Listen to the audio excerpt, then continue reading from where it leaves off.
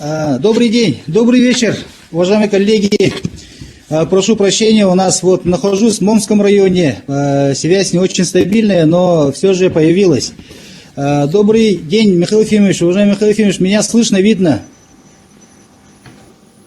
Хорошо слышно, хорошо. Очень хорошо, спасибо. Еще раз поздравляю от себя лично, от имени Департамента вопросов по местному самоуправлению. Сегодня мы организовали круглый стол. Еще раз добрый день, уважаемые участники республиканских николаевских чтений. Чтения организованы сегодня для глав общественности муниципальных поселений, городов и районов нашей республики, творческой, научно-общественной интеллигенции и общественности. Сотворение будущего 2021 является общественной площадкой республики для обсуждения наиболее актуальных вопросов, идей и проектов развития муниципальных поселений, городов, улусов нашей родной Якутии. Республиканские чтения «Сотворение будущего 2021» приурочено ко дню рождения первого президента Республики Саха-Якутия Михаила Ефимовича Николаева и объединяют общественность республики единой целью развития родной Якутии и формированием новым содержанием актуализации созидательных идей Михаила Ефимовича. Первый президент Республики Саха-Якутия Михаил Ефимович определил основные векторы развития Якутии в 90-е годы, опираясь на лучшие начинания предшественников, традицию и веру народа, идеи творческой и образованной интеллигенции. Десятилетие президентства по масштабу и глубине происшедших перемен, по объему и качеству проделанной созидательной работы по укреплению основ государственности, по выбору стратегии развития республики несравнимо ни с каким предыдущим периодом и вошло в историю Якутии как десятилетие радикального обновления. Строительство новой демократической Якутии, укрепление статуса республики как одного из стабильных и динамично развивающихся субъектов Российской Федерации. В нынешнее время из-за быстро меняющихся условий государственного управления в самый раз нужно обратиться за опытом тех лет, когда изменения коснулись практически всего быта жизни и управления государством. Того опыта планирования, когда ставят цели на годы вперед, в условиях динамически изменяющейся тенденции пройдя отрезок времени достигали тех координат, тех результатов, которые отвечали всему своему времени. Сегодня в целях обеспечения устойчивого движения вперед, обеспечения преемственности и развития для стабильного и поступательного развития необходимо сохранить лучшие идеи и программы, передать новый импульс и содержание его созидательным идеям для вас, для глав, для депутатов и для общественности республики. Цель республиканских николаевских чтений – это обсуждение наиболее актуальных вопросов, идей, проектов развития муниципальных поселений, городов и улусов нашей необъятной Якутии. Основные темы для обсуждения сегодня – это у нас новый облик поселений республики, это преодоление бедности в наследах и улусах, проблемы и механизмы решения, опыт и идеи. Также это развитие семейной экономики и семейного фермерства, развитие малого предпринимательства в улусах, подготовка кадров для развития села и улусов и районов нашей необъятной республики, обеспечение преемственного и созидательного развития республики, также сохранение идентичности нации. Спасибо, Матвей Васильевич.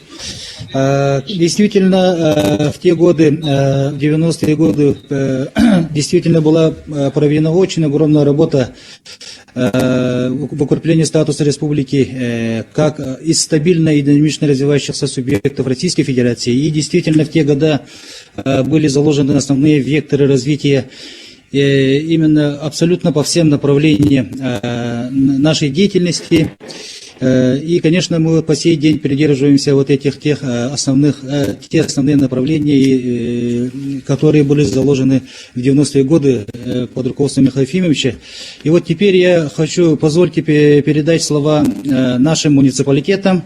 Хочу сейчас предоставить слово уважаемому Алексею Васильевичу Федотову, главе Усалданского района, о стратегическом планировании как об основном механизме развития района. Алексей Васильевич, пожалуйста. Добрый вечер.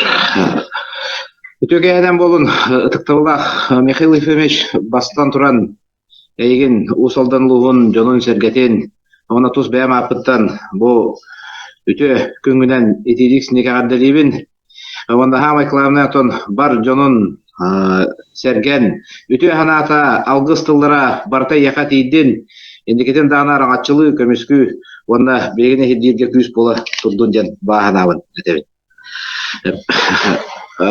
Также, уважаемые участники форума, конечно же, про Михаила Ефимовича никто не мог сказать лучше, чем уважаемый Матвей Васильевич. Все, что было сказано в выступлении Матвея Васильевича, заложилось именно в те форматы и в те линии стратегии развития и в дальнейшего развития нашей республики. И Улус-Алданский Улус, в том числе, как и все районы нашей Якутии, работал в том направлении, которое задавали наши руководители республики. Но на сегодня я хочу отметить, что Михаил Ефимович, прогрессивной возрастной структурой у нас преобладает трудоспособное население, более 51%, а также почти 30% жителей нашего района – это дети. Структура хозяйства по видам экономической деятельности типична для районов аграрной специализации и бюджетного финансирования. Но наибольший удельный вес занятых у нас приходится на образование, это 31,5%, потом на сельское хозяйство, это 26%, далее идет культура, здравоохранение и остальное. Аналогичное положение складывается и на поселенческом уровне. Причем концентрация занятых в какой-либо одной отрасли зависит от величины населенного пункта и наличия в нем производства, а также объектов социальной инфраструктуры.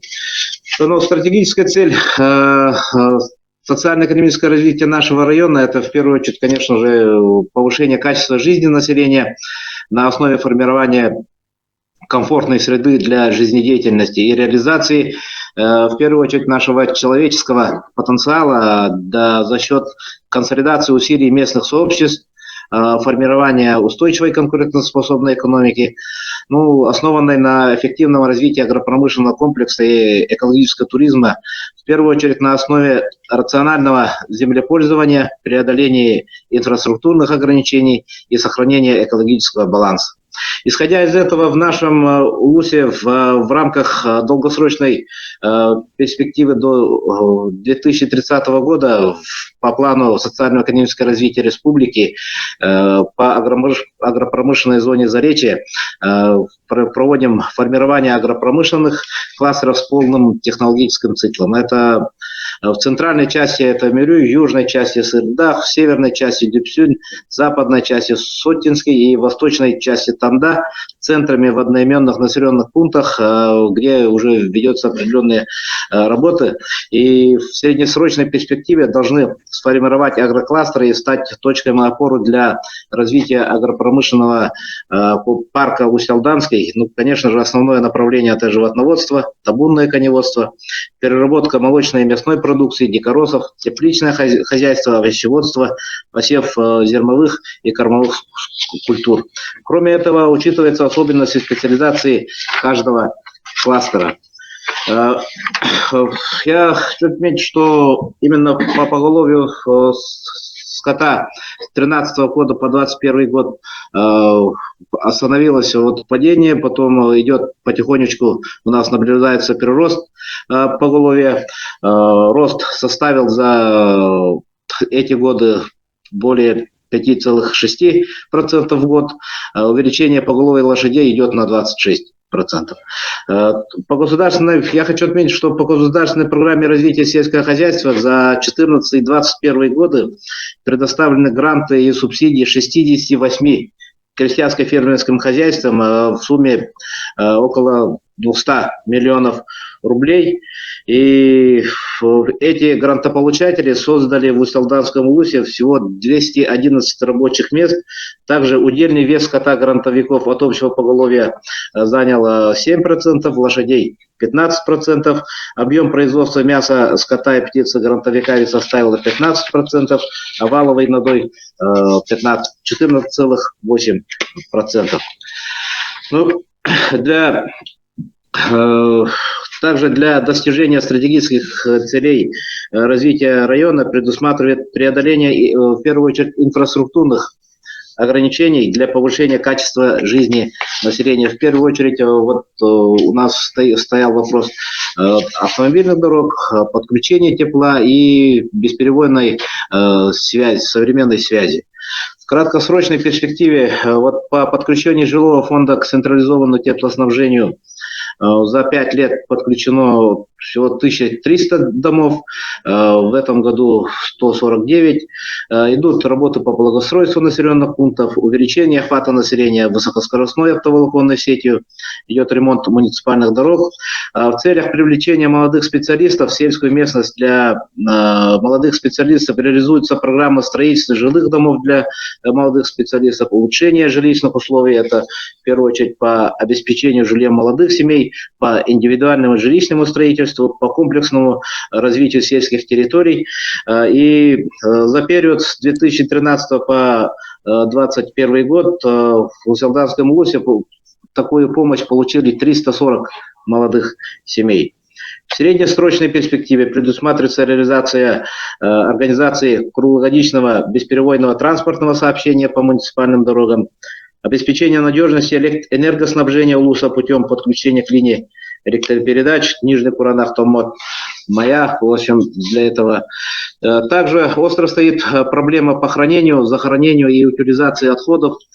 Также у нас это усугубляется особенностями аласной экосистемы. У нас планируется строительство канализационно-очистного сооружения производительностью почти 1000 кубометров в сутки в селе Барагонцы, строительство и оборудование комплекса обезвреживания твердых коммунальных отходов, это модульный мусороперерабатывающий комплекс в селе Барагонцы. Также проводится работа по объекту водоснабжения районного центра в рамках федерального проекта «Чистая вода». Она запланирована в 2024 году.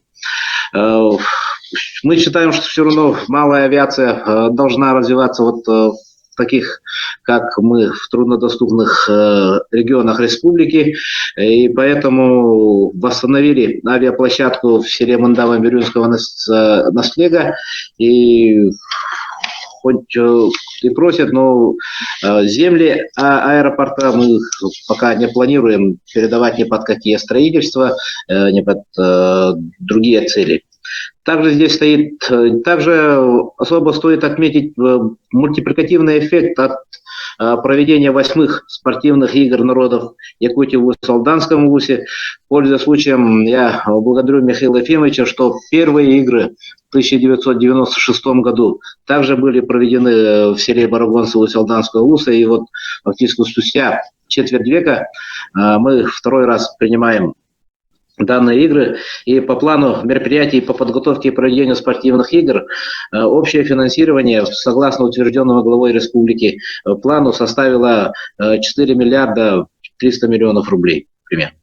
В долгосрочной перспективе предусматривается развитие таких направлений, как все равно строительство магистрального газопровода до нашего района для газификации населенных пунктов УЛУСа. Также рассматриваем вполне глубоко вопрос производства гуминовых удобрений на базе разработки месторождения бурого угля Хапчагайское. Запасы по категории С1 они составляют 430 миллионов тонн, по категории С2 665 миллионов. Данное производство включено в стратегию развития Республики Саха-Якутия в разделе создания экспортно ориентированного угольного кластера. Так что таким образом повышение эффективности экономики УЛУСа позволит в первую очередь повысить уровень и качество жизни нашего населения, что позволит улучшить и демографическую ситуацию, и развивать потенциал территории. В заключение также хотел бы отметить, что все эти направления у нас фактически в районе и основные отрасли, и на сегодня занимают и работают те молодые люди, которые в первую очередь учились по линии департамента по кадрам с помощью и Матвея Васильевича, и от имени их вот здесь рядом со мной тоже сидят. Еще раз передаю вам большие слова благодарности и пожелания всего самого наилучшего. Спасибо. Спасибо, спасибо, Алексей Васильевич. Действительно, без планирования, без программы, без стратегии развития добиться, конечно, практически невозможно. И ваш вот опыт именно у Салданского улуса используют наши, конечно, думаю, наши другие районы, которые сегодня нас слышат. Вот теперь вот хочу передать слово главе муниципального района Нюрбинский район Алексею Михайловичу Никентьеву о кадровом потенциале, о подготовке кадров и взаимодействии с акционерной компанией «Алроса». Алексей Михайлович, пожалуйста. Добрый вечер, уважаемые участники республиканского форума.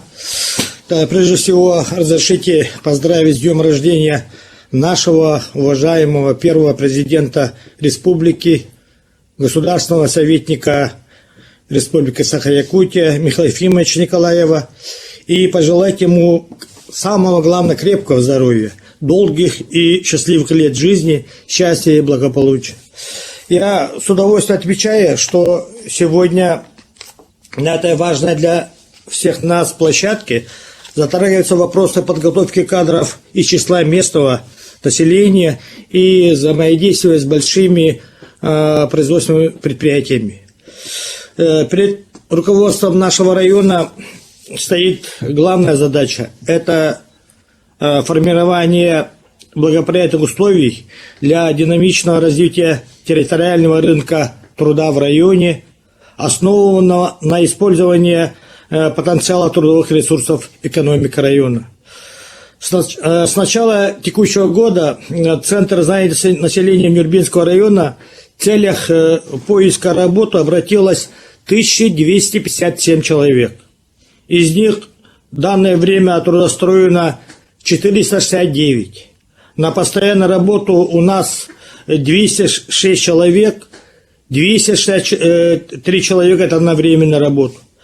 С 21 мая с прошлого года, 2020 года, утверждены новые паспорт и календарный план, это дорожная карта проекта «Местные кадры. Промышленность», действующий на период 20 по 23 года, которые включены предприятия строительного комплекса и дорожно-хозяйственной республики Саха-Якутия. На 1 мая текущего года в акционерной компании «Алроса» работало 1589 человек, в том числе с местного населения 564 человека. Из них непосредственно из Нюрбинского района около 300 человек.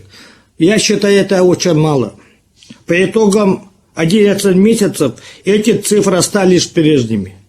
С начала года в этом году принято на работу 63 человека из нашего Нюрбинского района.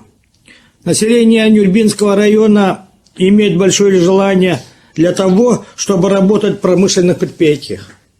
Об этом свидетельствует тот факт, что 3 года назад во время отбора кадров для работы на заработке Верхнемутское месторождение, крупнейшем инвестиционном проекте акционерной компании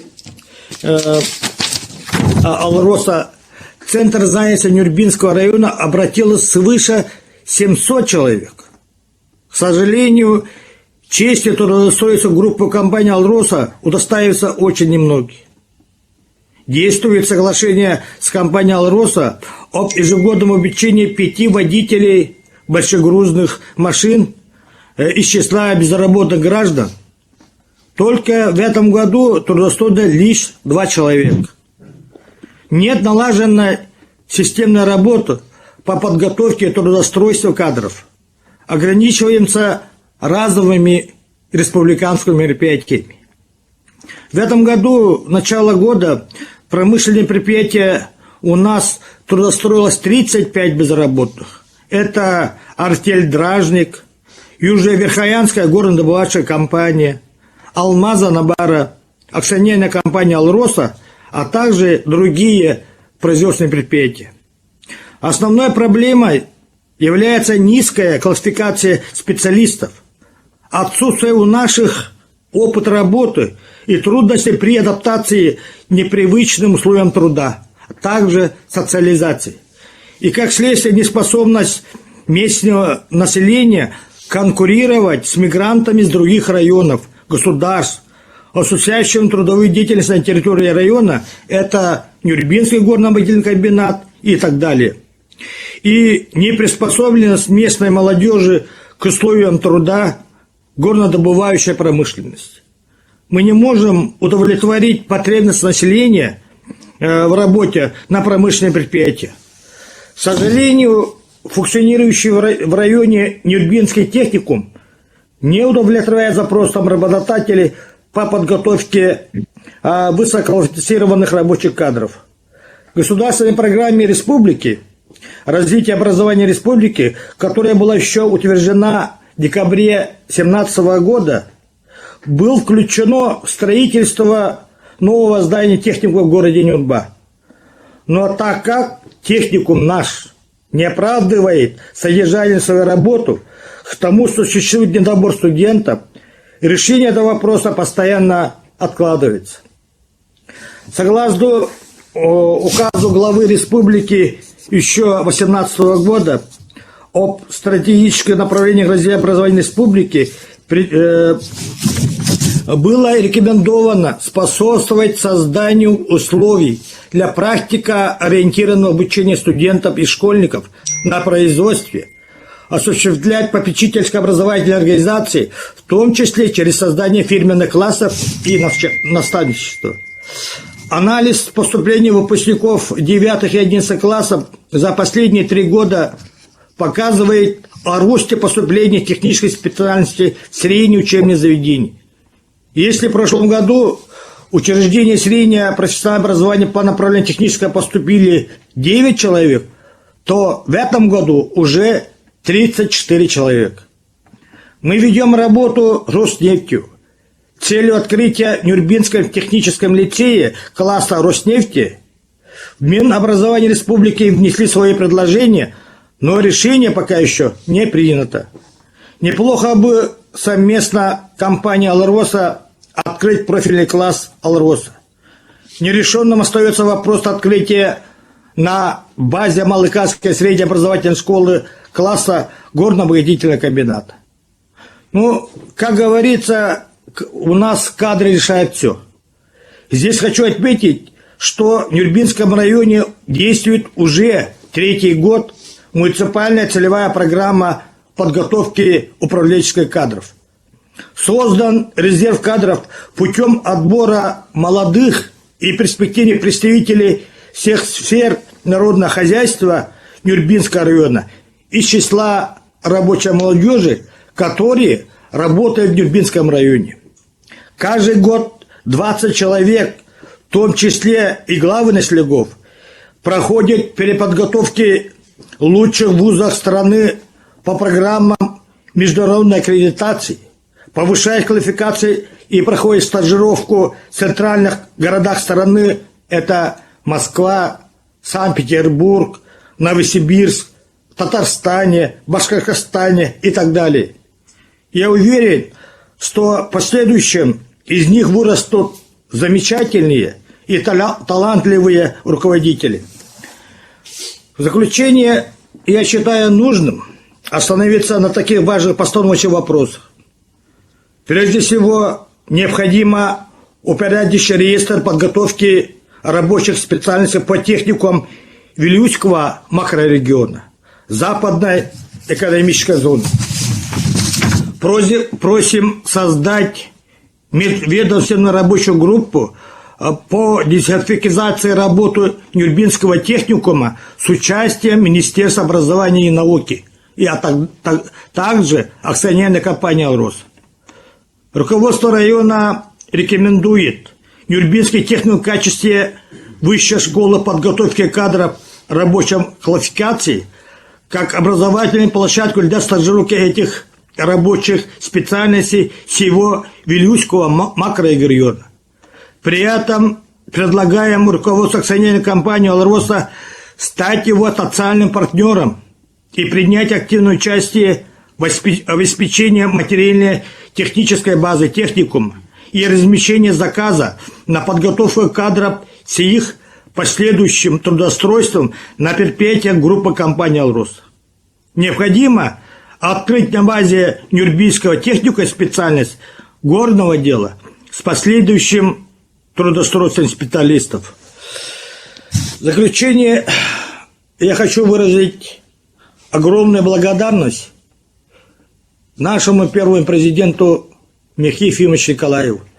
Убаставуллах күнді Михаил Ефимович Нюрболуғын жону сәргетін халалтатын туспаяма пыттан әйеқа бастатан тұран дерің мақтал бұдын тердеп бұдын бары бұд. Манна хұрықтар білбәттері болу Михаил Ефимович кәргені дорыны кетішіна Нюрболуғын Октябрьская нәхелек олықтауға. Михаил Ефимович бігеге кен тұттар күтіп бүд. Иккихинен мен ағам Михаил Степанович Иннокентьев Михаил Ефимовичтің Омская институтка кене балыс курска веренбеки. Мен бұл 2-1 жылға Октябрьская нәхелек бағалығынан балбары нұранлығығар бігеге республика өт президентна Михаил Ефимович Николаев. Бігеге кәнне көйдік бұд. Михаил Ефимович оңыр бұт үтетін хылын сорығын. Тоғы детаққа кене бастатан тұран әдер жоңғанаға ұлақан солталақ, ұлықтаруғар иннеке ұраны, онна хүрәні хорығы бербекі. Сақа кехетен кене сақа көрдік өй сана бербекі хинан ағауын. Оның бүгін отой мен манна улаханы долгуен дорамыд, улахан сүдік ехебетігер. Михаил Ефимовичка Нюрбалар аттарыттан, туспяма аппыттан, бастатан турандар обыяны. Онна бігеге кенінен кен тұттар бұтын. Сақалар маннық хүдік ехелек бітеттен, отой үйе өлі тұтаға жақтақ бұд. Мақталын. Мақтал болын, Алексей Михайлович, бұл үтіе бейауты пұқытын үлестебек кетігер, онныттың бұл хүрдіқ сәналақ, оны хөптіғ әтейлері бұл бүгінгі бейге ағылыр бұтығыр эпикер мақтана бұд, мануттан, конечно, бейге бартын учеттанлық бұд, оны тұбы кадровой үліға, именно бұл Нюрболуғын опытын атын районларға, нехелектерге, промышленный туху кулустар бутыгар туханарга үлелі хекпет тәрендері бет. Яха мақтал болын. Так, теперь я хочу предоставить слово Олегу Валерьевичу Ринееву, главе Хангаласского района, землякам нашего уважаемого Михаила Ефимовича Николаева по теме исполнения стратегических указов главы Республики Саха-Якутия на территории Хангаласского района. Олег Валерьевич, пожалуйста. Добрый вечер, уважаемый Михаил Ефимович, участник республиканского форума. В первую очередь, от лица всех хангаласцев, я тебя лично разрешите поздравить нашего земляка, первого президента Республики Саха-Якутия Михаила Ефимовича с днем рождения. Примите слова глубокой сердечной благодарности земляков за все ваши труды и заботу о благополучии якутян. Мы, народ Саха, ценим вас как духовного лидера и наставника, крупнейшего руководителя и отца нашего народа. Ваши мудрые наставления и призыв жить во имя своих земляков и народа вдохновляют и дают силы жить даже в самые непростые времена. А личный пример учит нас идти за своей мечтой и стремиться к лучшему. Желаем вам дальнейших успехов, неиссякаемой энергии, крепкого здоровья, благополучия вам и вашим родным и близким. Но я остановлюсь конкретно в 3 стратегических указах главы республики, которые выполняются на территории Хангаласского улуса. Для реализации задач стратегических указов главы республики Саха-Якутия в Хангаласском улусе проводится плановая работа под координацией рабочей группы и глав муниципального образования поселений. Все мы понимаем, что задачи, поставленные в указах, носят глобальный характер и затрагивают жизнь каждого жителя нашей республики. В рамках реализации стратегического указа главы республики от 27 сентября 2018 года об экологическом благополучии республики Саха-Якутия проводятся следующие мероприятия. В этом году по программе «Чистая вода» завершается строительство водоочистной станции в городе Покров с мощностью 2200 кубических метров в сутки. Все население города Покровска будет обеспечено питьевой водой, отвечающим всем требованиям санитарной безопасности. Кроме того, подготовлена проектно-сметная документация на обеспечение чистой водой населения села Бестях, реализация которой рассматривается в рамках данного нас проекта в 2022 году. Не менее важной в сфере сохранения водных ресурсов является строительство канализационно-очистных сооружений. Для этих целей подготовлена проектно-сметная документация строительства КОС в селе Актемцы для очистки жидких бытовых отходов долины Аркяни. Потребность на строительстве подобных сооружений является одной из приоритетных задач по сохранению экологии Улуса. Также с 1 января 2023 года у нас действующие санкционированные свалки в населенных пунктах должны быть закрыты для твердых коммунальных отходов за счет организации транспортировки и устройства единого полигона. Предварительная организация полигона для захоронения твердых коммунальных отходов планируется в городе Покровске. Региональным оператором Якутской сети ведется плановая работа по приведению в соответствие по сбору и вывозу. Так начинается работа по рекультивации свалок наслегов и организации сбора и вывоза твердых коммунальных отходов региональным оператором наслегов села Тяхтюр, Актемцы, Улахан, Немигунцы. Вопрос загрязнения окружающей среды, в том числе земель, остро стоит перед Улусом. Так стоимость организации полигона по сортировке и сохранению твердых коммунальных отходов в городе Покровске оценивается более 60 миллионов рублей. В данное время ведется работа в разработке схемы финансирования работ по организации полигона твердых коммунальных отходов. В рамках реализации стратегического указа главы Республики Саха-Якутия от 13 декабря 2018 года о стратегических направлениях развития сельского хозяйства Республики Саха-Якутия проводятся следующие мероприятия. Для достижения стратегических целей развития сельского хозяйства по программе развития мелиоративного комплекса России предоставляем субсидии на возмещение части затрат на проведение культур-технических мероприятий на сельскохозяйственных угодьях, вовлекаемых в сельскохозяйственный оборот. Более 1500 сельскохозяйственных угодий вовлечены в оборот по культур-техническим работам. Построены 3 силосных траншеи с общим объемом 2000 тонн. Построены изгороди протяженностью более 150 километров. Приобретено одна единица кормоуборочного комбайна и более 40 единиц прицепного оборудования. Построены 2 хранилища по 500 тонн, строятся коровники и конебазы. Ведется разведение генофондового якутского скота индивидуальным предпринимателем Ивановым Анатолием Семеновичем. Численность поголовья крупного рогатого скота составляет более 60 голов. Планируется дальнейшее расширение и увеличение поголовья якутского скота. Племенные хозяйства Канизовод БРТ и экоферма Туймада ежегодно выполняют поставленные планы на 100%. Канизовод БРТ имеет племенное поголовье холмогорского скота более 600 голов, у лошадей племенного перленской породы около 700 голов. Экоферма Туймада занимается племенным скотом сементарской породы, всего поголовье составляет более 65 голов. Особое внимание уделяем выполнению плана заготовки сырого молока и по сравнению с 2018 годом прирост объема переработки сырого молока составил более 20%. В 2020 году СХПК «Ханласас» запустил цех по производству сыра в селе Красный Ручей и цех по переработке мяса, рыбы и дикоросов в селе Булганяхтах. В рамках реализации стратегического указа главы Республики Саха-Якутия от 27 октября 2018 года о стратегических направлениях социально-экономического развития Республики Саха-Якутия проводятся следующие мероприятия. В области содействия занятости населения и трудоустройства населения промышленные предприятия. С начала года с Центром занятости населения Хангаласского улуса трудоустроено 717 человек, в том числе на постоянной основе 318 человек. Основные работодатели – это ООО «Колмар», акционерное общество «Алмаз-Набара», «Якутцемент», ГУП ЖКХ, Хангаласская СРБ, РИК-Автодор и другие производственные и торговые предприятия. Также в 2020 году мы заключили договор социального партнерства с акционерным обществом «Железные дороги Якутии» для реализации проекта по созданию современного облика сельских территорий в рамках государственной программы «Комплексное развитие сельских территорий».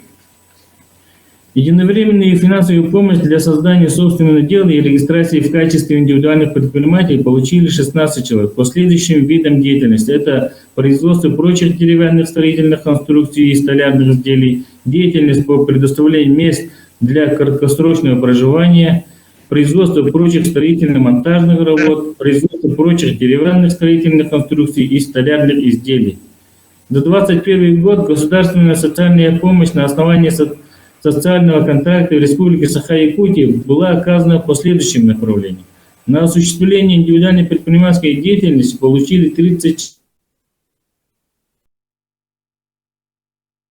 Что-то со связи, Олег Валерьевич вылетел.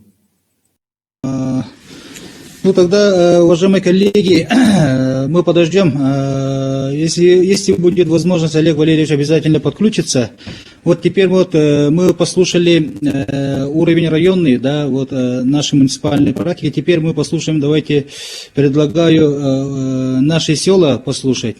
Я хочу сейчас предоставить слово Николаю Анатольевичу Копылову, главе Жарханского наслега Алекминского района, о проекте создания бренда Жарханского наслега. Николай Анатольевич на связи, да? Добрый день, добрый вечер. Уважаемые участники заседания форума, уважаемый Михаил Ефимович. Ну, во-первых, я хочу поздравить нашего многоуважаемого Михаила Ефимовича, нашего первого президента с 84-летием. Желаем, самое главное, крепкого здоровья, семейного счастья. И я хочу приступить к своему докладу на тему Такчара как бренд и инструмент для развития туризма и муниципального образования в целом. Ну, с момента работы главой муниципального образования мы с командой для себя определили, что кроме развития основных направлений жизнедеятельности, мы должны также непременно заняться развитием туризма. Для этого ведется планомерная и всесторонняя работа.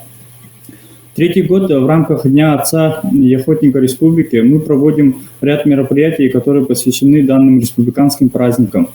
И данное мероприятие Кубок Такчара у нас как пример событийного туризма имеет огромную социально-экономическую и социально-политическую значимость, так как охватывает множество направлений, такие как повышение роли отца и мужчин в обществе, вовлечение граждан в общественную работу, пропаганда здорового образа жизни через сохранение семейных, национальных, спортивных традиций, развитие охотничьего и народно-художественного промысла.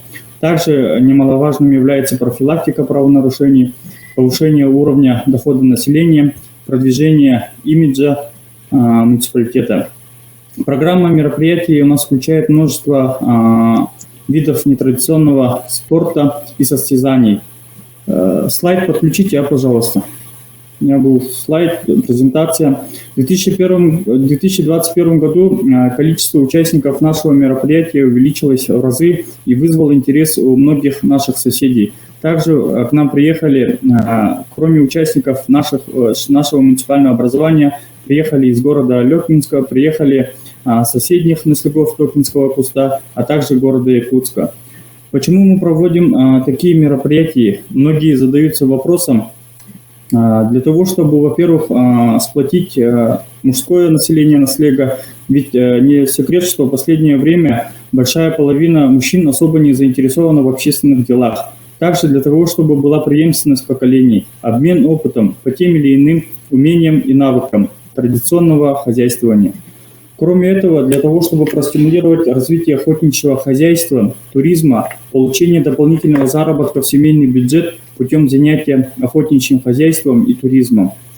А на сегодняшний день на территории муниципального образования у нас действует одна туристическая база семейного отдыха с круглогодичным режимом работы, также 2 детские лагеря для летнего отдыха детей, один с этноэкологическим уклоном, другой по направлению краеведения и археологии. Также обустраиваются 2 базы на устьях рек Топко и Молбо. Ведется работа по стабилизации работы охотпользователя на территории муниципального образования, оформляются правоустанавливающие документы, также получили и оформили охотхозяйственное соглашение. Считаю, что наравне развитием туризма развиваются и другие виды предпринимательской деятельности и самозанятости населения, такие как оказание транспортных услуг, производство товаров и услуг народного художественного промысла, оказание услуг гостевого дома и бытовых услуг, производство новых продуктов народного потребления.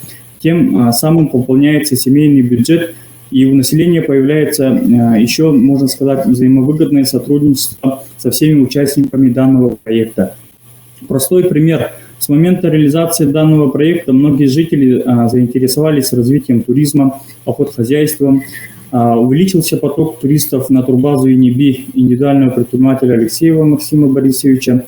В местном ателье индивидуального предпринимателя увеличились объемы работ по оказанию услуг пошива спецодежды для охотников и рыболовов, утепление спецтранспорта и так далее. Начали изготавливать сувенирную и рекламную продукцию, вплоть до производства гончарного производства, производства мыла, переработки дикоросов.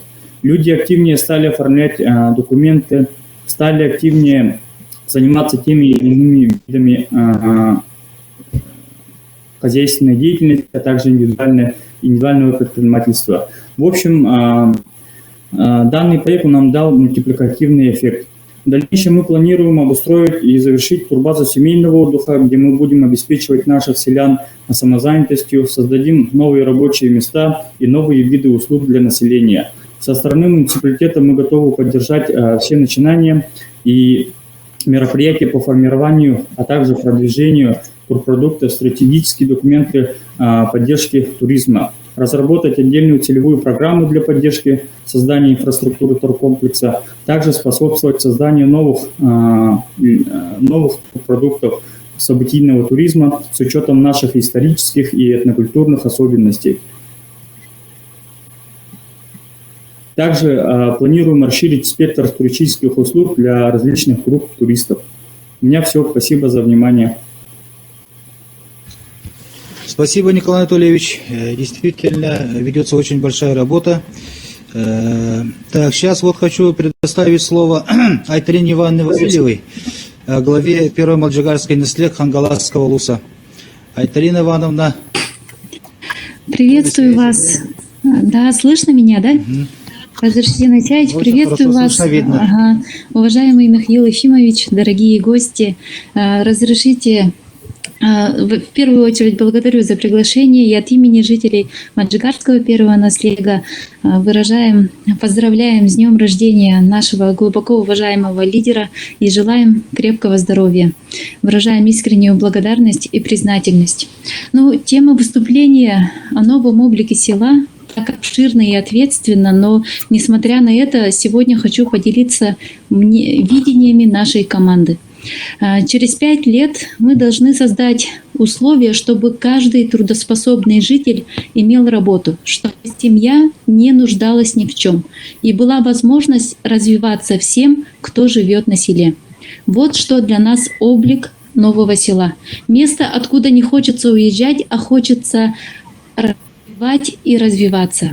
В связи с регламентом выступления остановлюсь только на интересных, на наш взгляд, инструментах и результатах деятельности по 3 ключевым направлениям: сельское хозяйство, благополучие жителей, предпринимательство и туризм. Показатель развития сельского хозяйства – это умение и желание трудиться самих жителей, а значит, это показатель жизни каждого села. И, к сожалению, жители, имеющие личное подсобное хозяйство, не молодеют, а у молодежи принцип свободы развит так высоко, что обременять себя, быть на одном месте, где, по сути, их хозяйство, они не горят желанием. И в связи с чем по развитию сельского хозяйства в нашу 5-летнюю программу включили новую задачу, как повышение имиджа сельского хозяйства. И для достижения данной цели мы активно используем социальные сети, как TikTok, Instagram, рассказываем там много позитивных информаций и реальных историй про работающих людей. героев нашего времени. И лицом этого года стал самый молодой фермер Корякин Александр из села Тоянары, который уже второй год собственным опытом доказывает прибыльность и перспективность занятия деятельностью сельским хозяйством.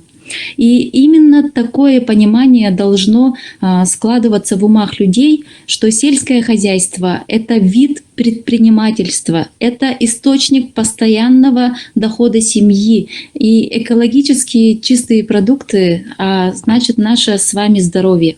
И целью пропаганды необходимости заниматься сельским хозяйством главой Наслега, то есть мной, было издано распоряжение для трудовых и общественных коллективов об обязательной коллективной деятельности по видам сельского хозяйства. И осенью прошла ярмарка, где организации продавали плоды совместного труда.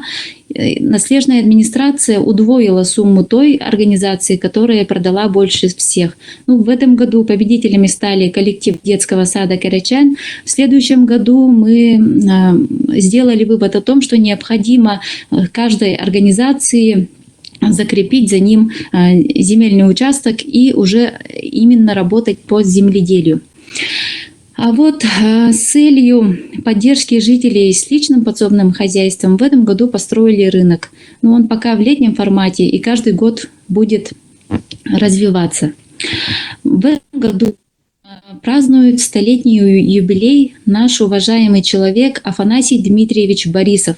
Он работал более 20 лет экономистом совхоза Булгуняхтарский, и во время работы экономистом в Министерстве финансов добился для трудящихся северного коэффициента, льгот. И вот 17 декабря состоятся первые борисовские чтения, куда я всех вас приглашаю. Эта конференция республиканского масштаба должна стать площадкой для нашего и научного сообщества, и трудящихся по решению насущных проблем и в сфере сельского хозяйства. В ближайших планах имеются интересные проекты, такие как разработка приложения в формате Тамагочи, благодаря которому каждый сможет времени наблюдать, заботиться о своем скоте, кормить и ухаживать руками фермера. Также в этом году совместно с фермерами была разработана программа «Фермерские каникулы» в селе Тоянары. Пользуясь случаем, также приглашаю жителей нашей республики: приезжайте с семьей, с друзьями, можно с коллективом на остров и испытать на себе прелести сельской жизни. Там экологические продукты, бесплатное питание, проживание, отдых, рыбалка, конечно же, ведение хозяйства. И самое главное в нашем современном мире – это информационный детокс и переставление своих жизненных ценностей. А для фермера в это время это возможность съездить к врачам, это провести время с семьей, либо съездить на отдых. Поэтому программа в этом году была проверена лично мной, поэтому гарантирую лучшие воспоминания для всех. Маджигарский первый наслед Хангаласского улуса расположен на берегу реки Лена, и она богата своей историей, прекрасными людьми, и главной особенностью является то, что через село Булгуняхтах проходит большинство туристических маршрутов. Так как у нас вблизи такие природные притяжения, как Тукуланы, Кагылалягин, Устье Ботомы, где Бизанарий, и в Ленские столбы можно поехать. И вот согласно большим данным МТС, в летний сезон поток туристов достигает в месяц 20 тысяч человек. И в связи с этим туризм является одним из приоритетных направлений развития села. В первую очередь мы объединили всех предпринимателей Наслега. В результате была создана ассоциация предпринимателей, выстроили совместные планы и поставили одну единственную цель – это повысить качество услуг, туристских услуг. Думаю, что эта цель является актуальной в нашей республике. И со следующего года все работники сферы услуг, это у нас лодочники, таксисты, продавцы, будут иметь единую униформу с брендом нашего наследия, который разработали жители. И местная продукция, которая делают наши и фермеры, и личные подсобные хозяйства, и мастера, также будет с наклейкой нашего бренда. Покровским колледжем и школьниками Булгуняхтатской школы практически завершено создание приложения навигатора по селу, где будет указана вся информация об услугах для удобства туриста и жителя. Качество услуг оценивается, конечно, не только внешним видом, но и содержанием, поэтому было принято решение открыть курсы гостеприимства для предпринимателей и их работников, и также обучить гидов и экскурсоводов по нашему наследию в Центре культуры и отдыха. И еще одна прекрасная идея наших предпринимателей, не могу не поделиться. Когда приедете к нам в село после 21 июня, каждую пятницу и субботу можете увидеть жителя в национальной якутской одежде. Это связано с акцией в 10% на все виды товаров местных магазинов для наших жителей, которые будут в якутской национальной одежде.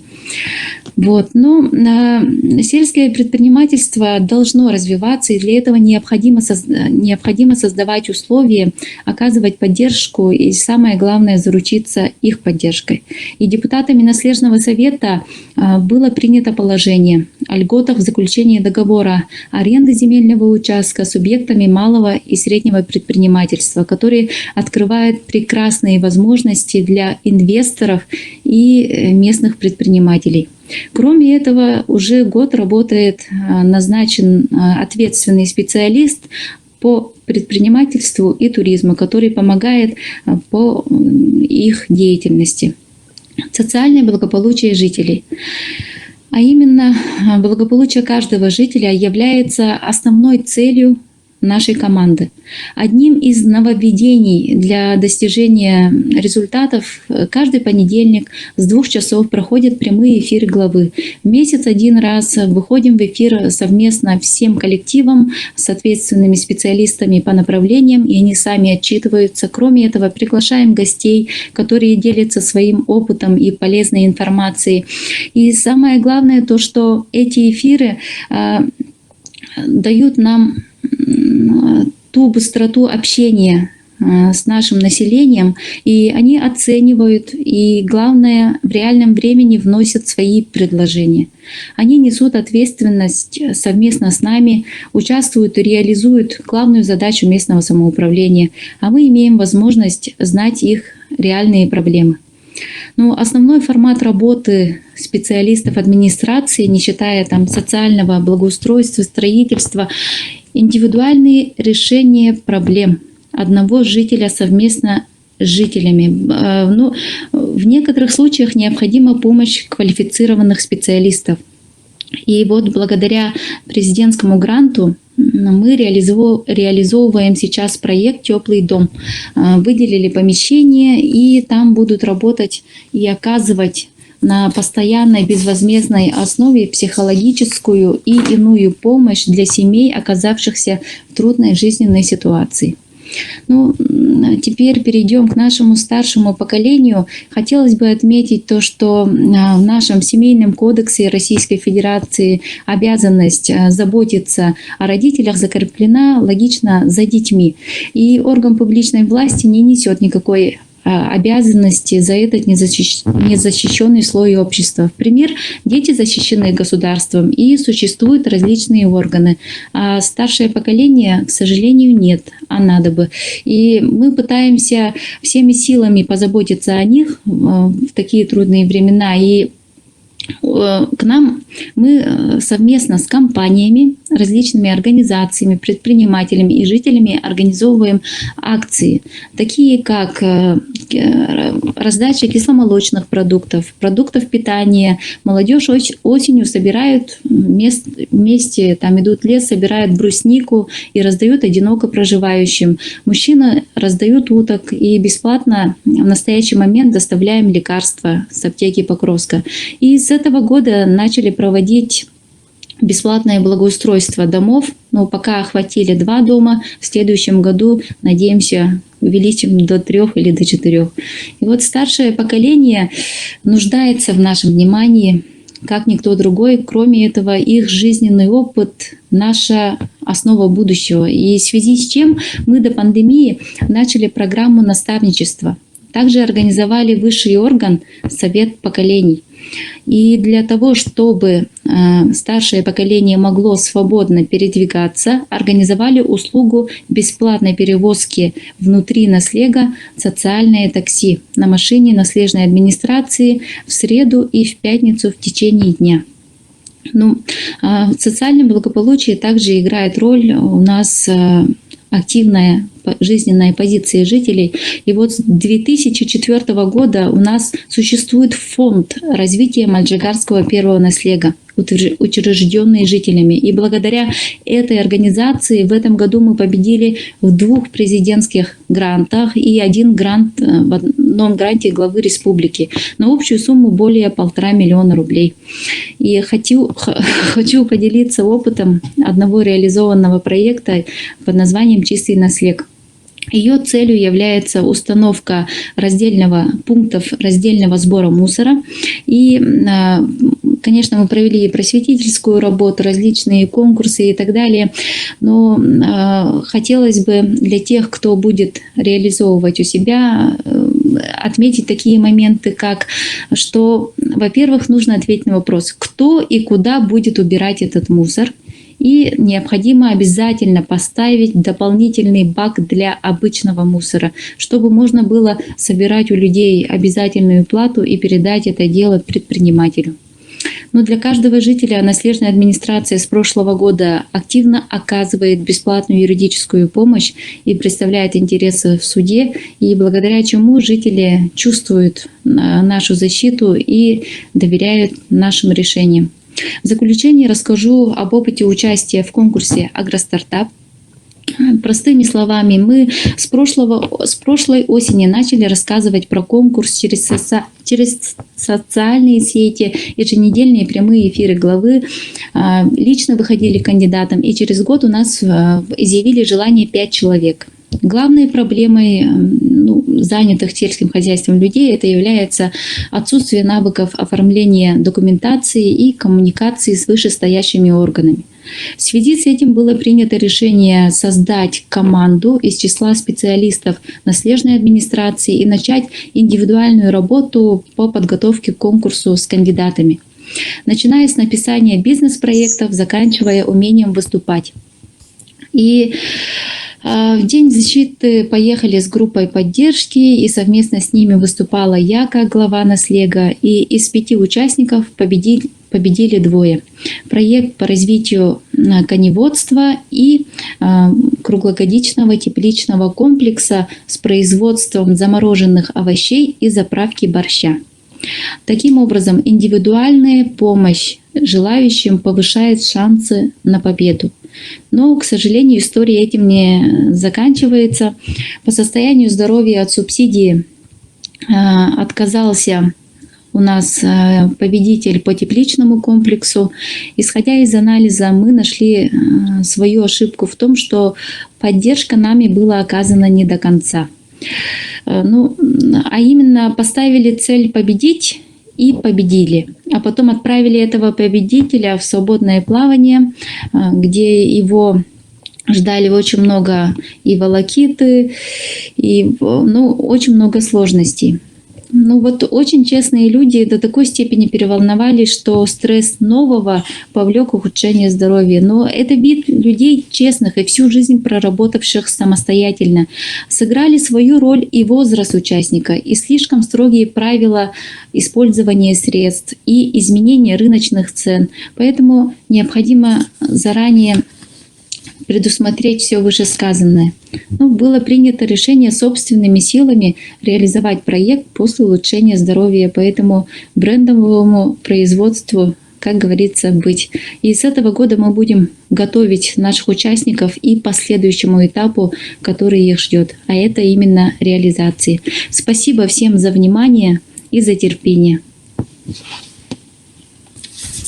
Спасибо, Елена Ивановна, за столь подробный рассказ. Конечно, вот это основные такие моменты. Вот действительно, в большинстве наших районов и центральные, и заречные, ну, кроме промышленных районов, проблему именно вовлечения молодежи в сельское хозяйство все видят.